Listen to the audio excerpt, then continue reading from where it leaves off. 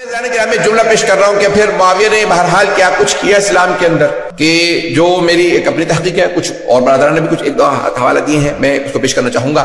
عزیزان کرام، اگر آپ اس میں غور کریں گے، یہ آج شب قدر آپ دیکھ رہے ہیں، کل رات شب قدر ہوگی، اس کو ذرا غور سے سنیے گا۔ 27ویں نہ اس پہ آیت ہے نہ حدیث ہے، لیکن سارے مسلمانوں کے درمیان میں 27ویں رائج ہے۔ کبھی آپ نے غور کیا 27ویں کیوں رائج ہے؟ کیونکہ جب مولا کی شہادت کی خبر آئی 26 ماہ رمضان کو مدینے میں، تو سب نے سوگ منایا سوائے ام المؤمنین کے، انہوں نے خوشی منائی۔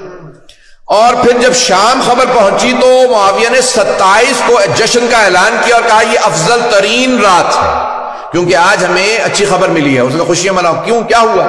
کہا علی جو ہیں وہ کوفے میں سجدے کی حالت میں مسجد کوفہ کے اندر مار دیے گئے۔ شہید تو ہم کہہ رہے ہیں، وہ تو کہتا مار دیا، کیونکہ وہ مسلمان نہیں مانتا تھا مولا کو، تو وہ باقاعدہ ممبروں سے مولا کا نام لے کے توہین کراتا تھا، تبرہ کراتا تھا 40 سال۔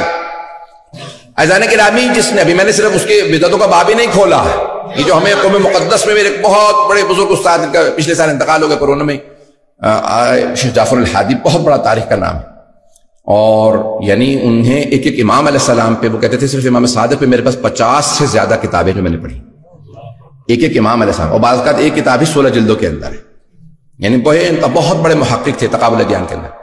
اور انہوں نے جو پورا کا پورا بنو امیہ کا، میں تفصیل میں نہیں جا سکتا، وہ کہتے تھے کہ سب سے بڑا بات یہ نہیں کہتے نا کہ بھئی اس آدمی نے اتنی بدعتیں قائم کی، 2 یا 4 6 8، دوسرے نام نہیں لے رہا ہوں، آپ حضرات گھبرا رہے ہیں، کسی کا میں نے نام نہیں لیا سوا معاویہ کے، میں نے کسی کا نام نہیں لیا۔ اگر آپ نام لکھیں گے نا اس آدمی نے اتنی بدعتیں کی، اس نے اتنی بدعتیں قائم کی اسلام میں، اس نے اتنی بدعتیں، تم بتاتے ہو، آج ہم بتا دیتے ہیں، پتہ نہیں لوگ ہیں یا نہیں۔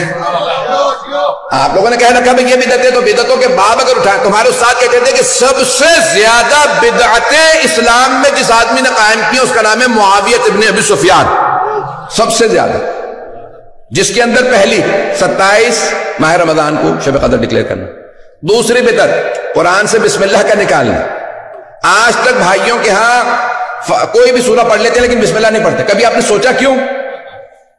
بتا دیتا ہوں، جناب امیر کی شہادت کے بعد جب معاویہ آیا مدینے، آنے کے بعد کہا میں نماز پڑھاؤں گا، نماز پڑھائی اس نے بغیر بسم اللہ کے، سارے کے سارے جو بھی صحابہ رسول موجود تھے سب نے شور مچا، کہا معاویہ حل سرقت الصلاۃ نسیت الفاتحہ، کیا تو نے نماز میں چوری شروع کر دیا، یہ تو فاتحہ تک بھول گیا۔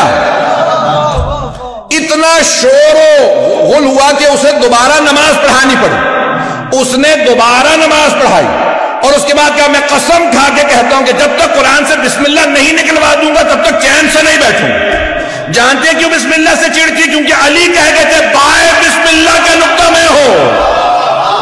عزیزان گرامی، میں سب باتیں کہہ رہا ہوں لیکن کہے بغیر نہیں رہوں گا۔ عزیزان گرامی، تاریخ اٹھائیے، کتنا طویل باب ہے، بہت سی تو باتیں بیان نہیں کی جا سکتی۔ بسم اللہ کا نکالنا، پھر اہل بیت علیہ السلام پہ باقاعدہ ممبر، جہاں نماز جمعہ کے خطبے میں نام لے کے اہل بیت کا نام لے کے صلوات بھیجنا رسول خدا نے واجب قرار دیا تھا۔ اس نے کہا کہ جب تک علی کا نام لے کے تبرہ نہیں کرو گے تب تک خطبہ نہیں ہو۔ اور شام والے تو یہی سمجھتے تھے کہ معاذ اللہ کوئی کافر ہے، یہاں تک کہ جب اعلان ہوا شام میں دمشق شہر میں کہ مسجد کوفہ میں حالت سجدہ میں علی کو مار دیا گیا، تو انہوں نے کہا بھی علی مسجد میں کیا کر رہے تھے؟ سجدے میں؟ تم نے تو بتایا تھا علی بے نمازی ہے، 1000 رکعت پڑھنے والا، کہا وہ بے نمازی، کس نے؟ معاویہ ابن ابی سفیان نے۔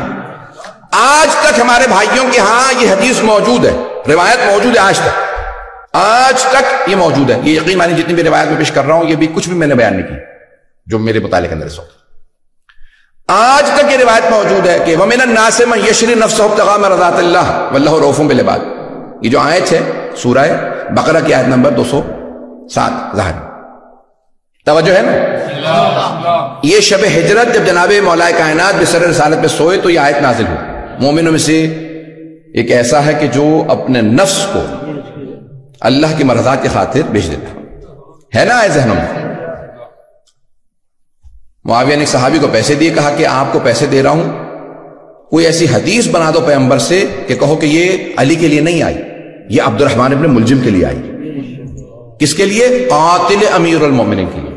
اور آپ کے خیال میں ختم ہو گئی؟ نہیں، ابھی تک موجود ہے بہت سی کتابوں کے اندر۔ کس نے پیسے دیے؟ معاویہ بن سفیان۔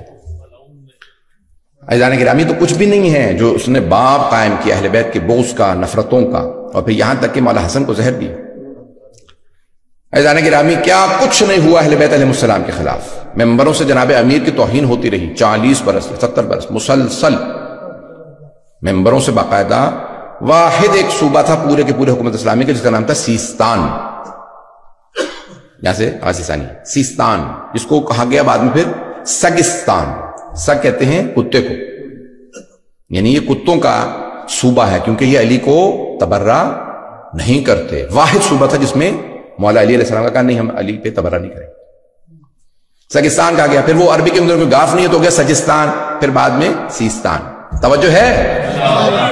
مجھے پتا لوگوں کو سامسونگا رہے گا ابھی۔ عزیزان گرامی، تاریخ بڑی تلخ ہے، اگر آپ اٹھا کے دیکھیں تو جناب امیر علیہ السلام کے خلاف بے انتہا مظالم ڈھائے گئے، بے انتہا مظالم۔